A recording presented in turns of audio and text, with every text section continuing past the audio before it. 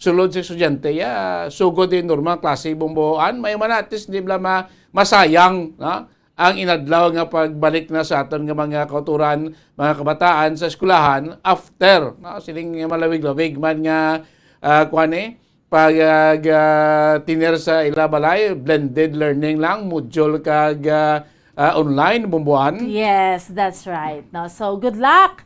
No, kabay pa maka-cooperate ang tanan para sa Brigada Eskwela. And of course, we would like to thank kaina, mayara kita nga nangin bisita, Bombo Dennis, no? Si Joan Teneso, isa sa mga let passer nga sa iyabla Bombo Dennis, kundi kasama diri sa Bombo kasi nag-interview kita inablang mga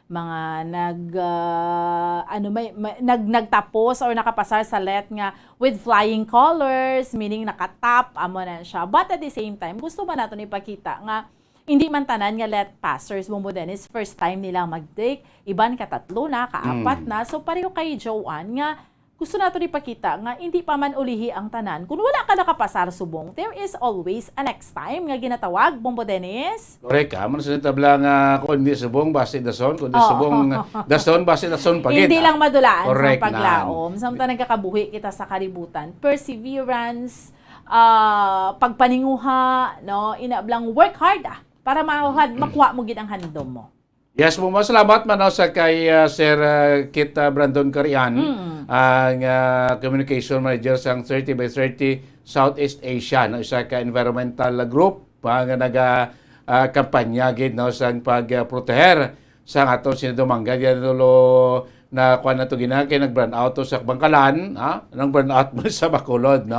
Pamalawig-lawig gina kanami sa topiko interesado gid bumbuan sa sining mga ginimo karon sa mga nuay-tuway nga mga environmentalist, organization, group o individual sa pag-protest sa atong dunabagan. Si Sir Carianti formerly connected sa LGU sa Sipalay nga sa karon sa environmental group bumbuan. Yes na. Okay. So, Bombo Dennis, thank you so much sa aton iya nga mga bisita subong nga Domingo diri sa aton nga palatuntunan sa Good Morning Philippines.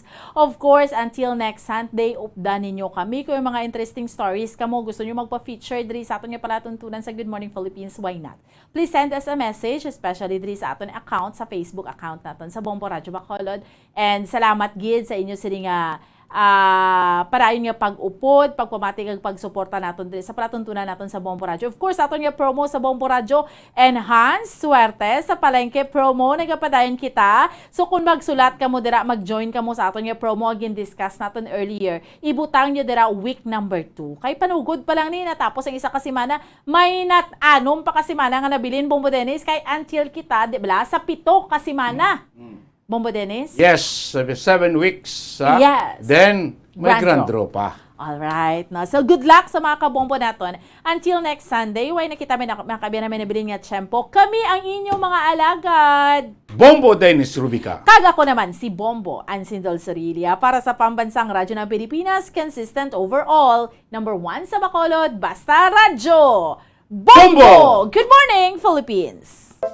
Luyag mo bala mga kabumbo nga mapanubo ang imo nga bugat? Nakasiguro ka bala nga nagakaigo ang imo nga pamaagi? Isa sa masami nga ginahimo sang iban nga mga luyag magpanubo sang bugat amo ang starvation